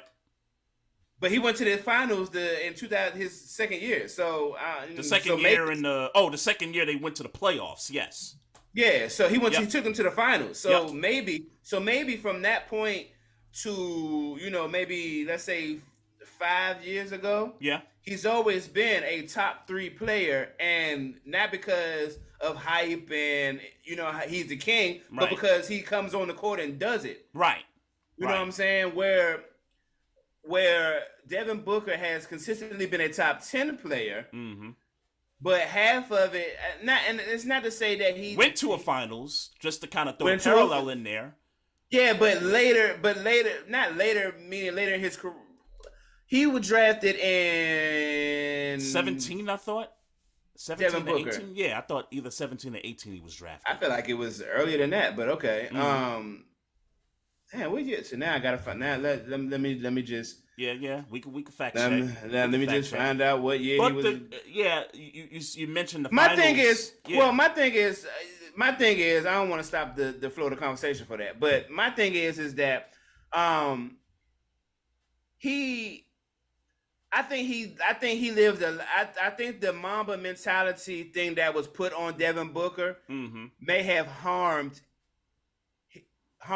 my expectations of him. Because while I wasn't watching a whole bunch of Phoenix, niggas was showing up telling me that this is the second coming of Kobe Bryant. So when I was like, okay, like he scored 71 here, or he did some phenomenal shit. Yeah. And I was like, well, all right, he putting the numbers up. Let me go see this dude. Let me go actually watch him. Right. And when I started watching him, it's like, well, this nigga not Kobe Bryant at all. Right. So now I'm sitting here and I'm watching him with Kobe Bryant, and this might be the reason why this might be the flaw in my argument, because I put him. People told me this was the second coming of Kobe Bryant. This nigga is not the second coming of Kobe Bryant. I agree with that. I agree with that, by the way. So and maybe that's what affects my top 10 ranking. Right. I'll admit that, but that's my reason. So you're right. He was drafted earlier than that 2015 draft. Okay. He's in the 2015 draft. So the thing with me with Booker is, and kind of to go to the topic about Kobe, God rest his soul, I do remember that conversation and it was really right after Kobe passed away. It was everybody talking about the Mamba mentality. Jason Tatum was talking about it. Devin Booker, Trey Young, those younger guys that was on a come up was talking about how they remember Kobe and how they wanted to adapt to that mentality, the Mamba mentality. So we kind of got caught into that, and the next thing you know, the world shuts down. The players are in the bubble, and then we're seeing all these like great performances. Jamal Murray drops 50. Donovan Mitchell drops 50. Devin Booker. Well, I don't think the Suns was in the bubble, but then the following year after that was when we saw, who Devin Booker was. The Suns started balling, yeah. He started balling and stuff, and the team started becoming successful. I'll throw another parallel at you. Jason Tatum. I'm sorry to cut you off. Go ahead. Is it palpable to believe that Devin Booker's he was balling before Chris Paul came, but when Chris Paul came, it became something different for him. Yes. And for me, now you got a top 10 center at the time at Ayton, and he probably still is right now. Yep. A point guard who can do all the ball handling, and he's scoring for you. Right. So now, in my eyes, you got and a everything bench. Let's not forget the bench. Right. Cam Johnson, Mikal Bridges. Like, in my mind, you got everything you need. Yeah. I get you ran into Giannis. I get that. I'm not even really like told him to that. Yep. It's just that game 7. You had what you needed. And sometimes, here's the example. If Damian Lillard is on that team, even with Chris Paul, Damian Lillard doesn't fumble that game 7. I don't believe. I don't know for a fact. Obviously, it's speculation. Damian Lillard doesn't fumble that. I recall a game 7 between Portland and Denver a few years ago. This is when Portland got to the conference finals, and it wasn't Dame that showed up in game 7 against Denver, and not that Dame had a game the way Booker had his game 7 against Luka. Sure. But CJ McCollum was the dude that was closing for them in that game 7. Sure. But I'm talking about last season, swap Devin Booker out and put Damian Lillard on that team where he is directly up against Luka Doncic. I would like to believe that Dame shows up. I would like to believe that. And for me, I think that's what separates for me. And let's be clear. And they still lose that game. Let's be clear. They probably still. So? You think so? I don't know. Because remember, Chris Paul was. Yeah, it was trash too. He was trash in that game too. But we know he's not the guy. Like we know he's the secondary guy. But if you're Dame and look, we've seen Dame send niggas home off of 50-point performances facts at Oklahoma City that one year. Facts. But if it's Dame and he's got to do it all against Luka and the Mavs, I don't know. The Suns, I don't know if they still win that game or not. But it won't look as bad. It won't look as bad. Right. And see, here's the thing. I'm not saying this if Devin Booker had a phenomenal game and they lost. Mm-hmm. Like, if you carried the team and you lost, you just lost to the better star, which Luka is the better star. Right. I'm not having this conversation. It's that Game 7 is Game 7. Every time it's Game 7 in the playoffs. Facts. You can't have that game. I'm sorry. You can't have that game and be a top 10. I'm sorry. You can't have that game. Let me bring this guy into the mix. Jason Tatum. Now, Jason Tatum's never had a game like that the way Booker had a game like that in Game 7, but we looked at that finals last year, and you and I, we talked about it, and you was like, you didn't think Tatum was going to be up for that Game 6. Yeah. I believed in him because of what he did in Milwaukee in Game 6, going into the champ's house and extending that series and, winning it in Boston in Game 7. I mean, do you view Tatum kind of in the same way because... No, because it was the Warriors. Because it was the Warriors. And and he got to the finals. You know what I'm saying? Like, for me, Steph Curry, it ain't much you could do about Steph Curry. It ain't much. When he decides that's how I'm gonna shoot, and that's how it is. Not really much. He either going to make it or you're going to foul him. He ran into Steph. Yeah. So you know what I'm saying? It's just that thing. Like, that team has been in that team separating star from star. That team has been in that situation too many times. To not know what they're doing, and then with what Andrew Wiggins did from a support standpoint, I'm not gonna put that on Tatum. Whereas in that Dallas game, Luka, it's almost like Luka, not consciously, but Luka was like, "Hey, I'm doing what I gotta do because what you gonna do if you the man?" It was almost as if Luka was in his head. Luka did it by himself. Now, and obviously, I don't mean he did it by himself. Obviously, other people scored points, and Luka won that Game 7. You know what I'm saying? It wasn't a whole bunch of just by being him. Just by being him, wasn't a whole bunch of Finney Smiths with a 25. Even if somebody else scored 25 in the game, it wasn't. Nobody had a dominant performance in that Game 7, but a Luka Doncic. Yeah, and that was easy to do when your two best players scored 6 points combined before halftime. Like that. I mean, what was the deficit? That was I felt like a 40-point deficit. It was something crazy. It was something crazy. Nah, bro. I'm not. He gonna have to earn that. He gonna have to earn that top 10 back for me. I think he's gonna redeem himself. I hope you're right. And I'll say this too, because we're talking about this incarnation of the Suns. I think for them to win the championship, and we know KD is great, and we know he's that dude. He's the Hall of Famer. He's the easy money sniper. But I think, and it's kind of like, I'll give you a good example, and maybe not comparing player for player, but just kind of situational. But when Shaq went to the Heat a few years ago, and they was in the finals with a young D Wade, Shaq was telling Wade, like, yo, like, I ain't Shaq from the Lakers. You know what I'm saying? Like, that's your team. Like, you're going to be the future. Like, you the future of this team. You got to take over this game. I could see a situation in Phoenix where it's like, hey, I know I'm KD, and I know I'm the easy money sniper, but Book, this is your basketball team. Like, this, you're gonna be here. Book, you're gonna be here for the long haul. I'm 35 years old. If I don't see that. Okay. The reason why I don't see that is because Shaq wasn't. Correct me if I'm wrong. Yeah, Shaq wasn't averaging 20 in that year. I will guess that he wasn't. Right. You know what I'm saying? And by the way, Wade went on to average 36. Yeah.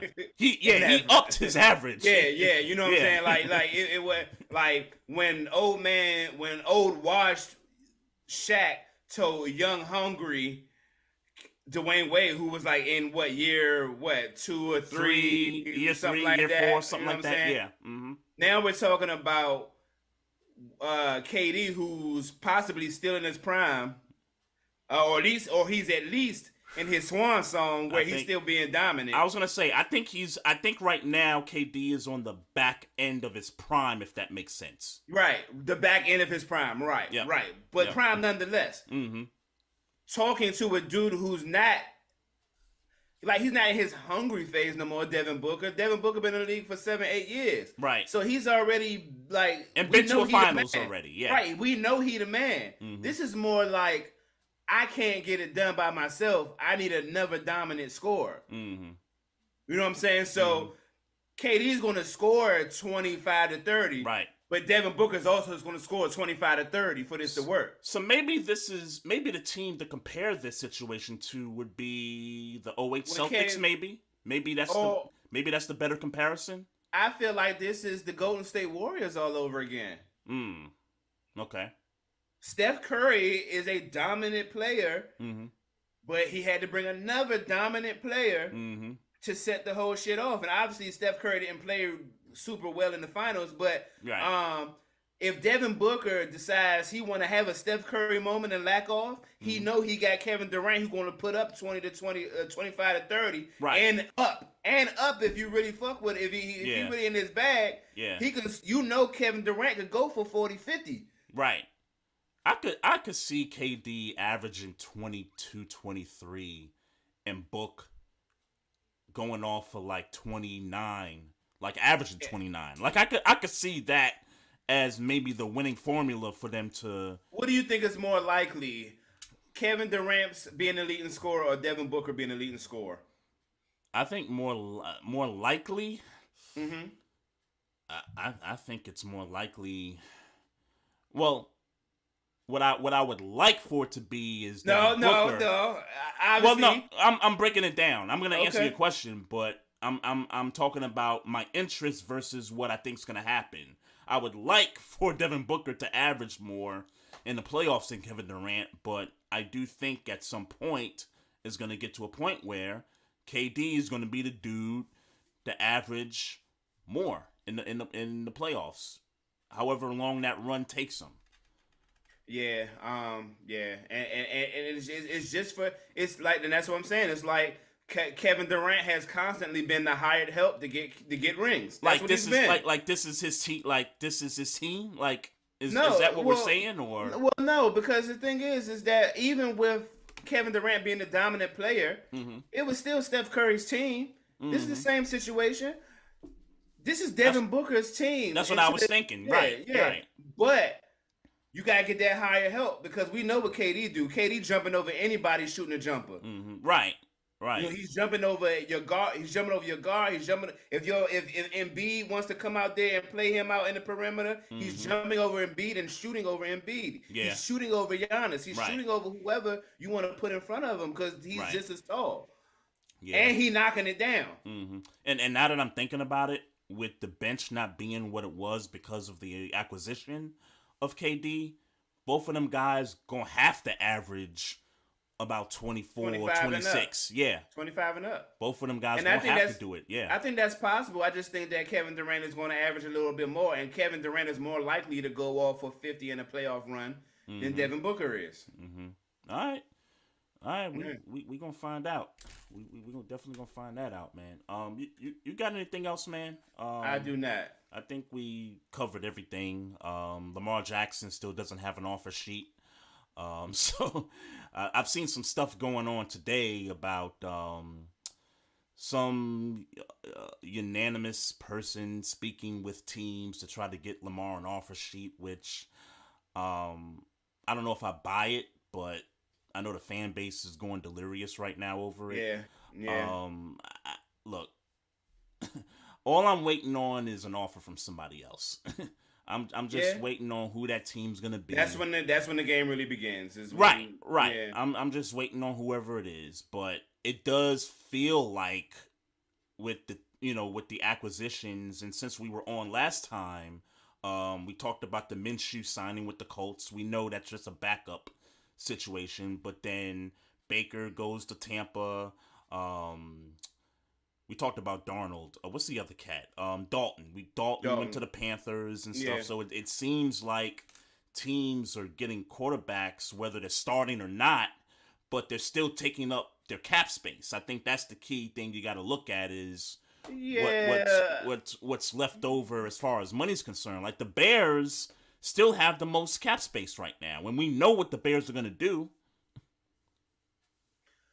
We know what the Bears are going to do. As far as like the quarterback. Oh, as far as like quarterback, gotcha. They're sticking with Justin Fields. Like that's clear. Or you would hope, but I'm with you. Yeah. So yeah. After that, I mean, we know Atlanta still got some money left, but like we talked about, they got the safety. They picked up the quarterback from the Commanders, and so it's why I think it's gonna be a team like out of left field, bro. Like it's gonna be somebody like the Rams or something crazy like that.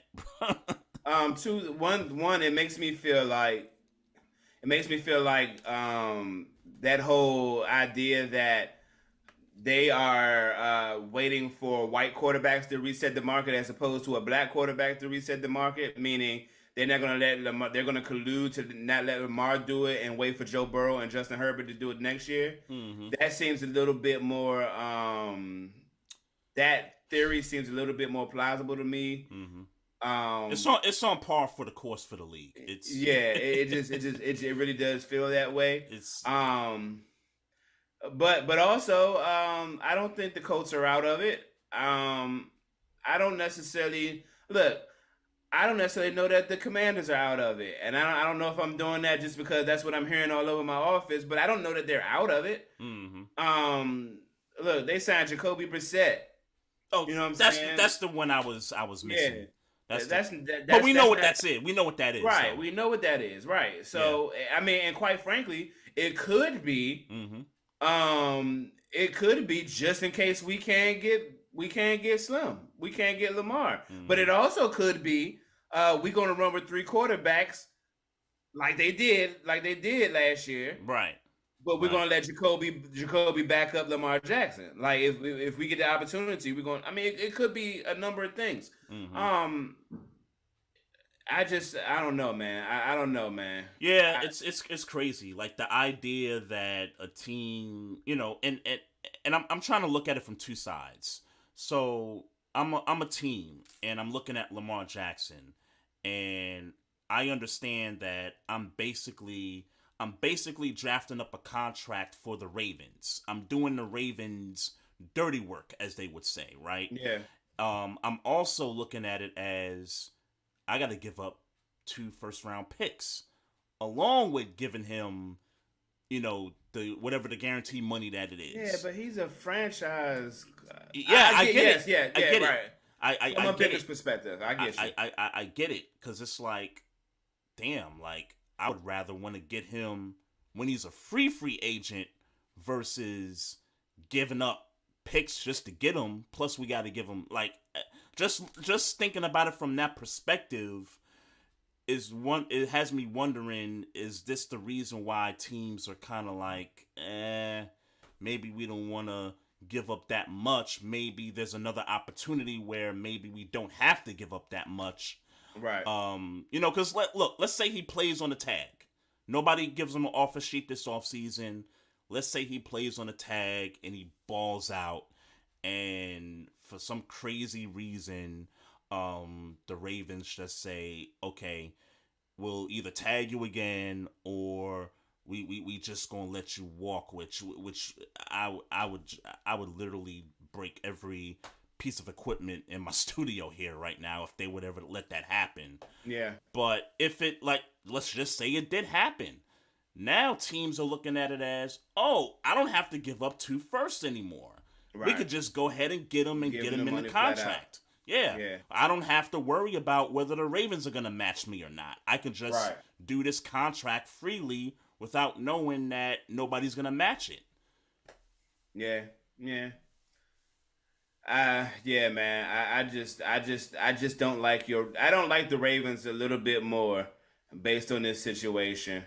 They should have did this after his 3rd season. They should have did it. And I think I told you my theory on this.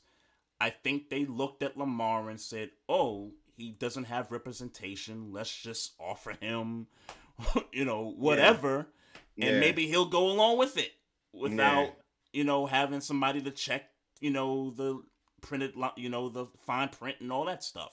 Yeah, I think that's what happened, and they just, they fell for it. So. Yeah, that's crazy, man. Yeah, that's crazy, man. Yeah, it's wild. It's wild. Oh, Magic Johnson! I heard Magic Johnson is looking to get into the buying the Commanders business. Yes, I saw that too. So, what's the deal with Bezos? Like, they trying to get Bezos up out of there? I don't feel like Bezos is in the running anymore. Like, high in the list of people running. Yeah, it's Magic Johnson, and I forgot the other guy's name that they announced with Magic Johnson. Mm-hmm. But hey, man. Go on, get that team and fix it, Magic. Magic would be a good owner. Like I think that would be good. That would be good. Fix it. Go on and fix it. He's got ownership stake in the Dodgers right now. So Magic. I wouldn't mind seeing that either. But it's wild to me that a dude, and I'm not trying to stick up for Bezos here, but let's call it what it is. The dude owns Amazon. It's a top 3 company in the world right now. Why would the rest of the owners vote for an ownership group that's got to get multiple people to pair up with to come up with the billions versus one guy that's already got the billions? Like that's that's.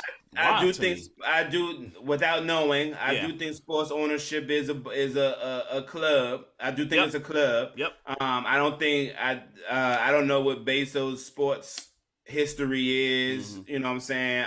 Well, I know Snyder doesn't like him because he owned the Post also, when the Post has been saying some stuff about him. Yeah, so. well, that might have something to do with it. But I know people. If there is a black owner to get into the NFL, Magic Johnson is the best. I like that. That is one of the best to do it first. It would be Magic Johnson. Magic Johnson know how to handle all this shit. Mm-hmm. So I'll be honest with you. I get it. Like he not gonna shake up nothing. He just gonna come in, smile, do his job, say something smart, but not necessarily too controversial. Like he's the perfect token. He's the Will Smith of sports ownership before the slap. Like it's perfect for him. Like we just know he just gonna hit all the marks. White people gonna love him. And the last I checked, he still got that theater in Largo, right? Yeah. It's not doing well, but it's there. Nothing over there is doing well, right? Because they got rid of half of that parking lot. Put a hospital, like it's a hospital over there. Yeah, my wife works there at that location. Oh, I didn't know that. Yeah. It's just a Carolina kitchen in the movie theater, man. Yeah, I know. I'm like, I went over there one day. I was like, wow, like they just changed up everything over here. But the chicken's still good at Carolina Kitchen, though, man. It's still good over there. No, that's what's up. I gotta hit that spot up one day.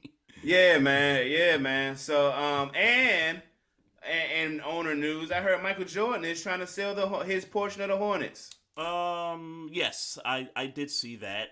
I didn't see any potential buyers yet. Yeah. But you think he just got tired of that shit? Like he's tired of the Charlotte Hornets being mid to trash all the time?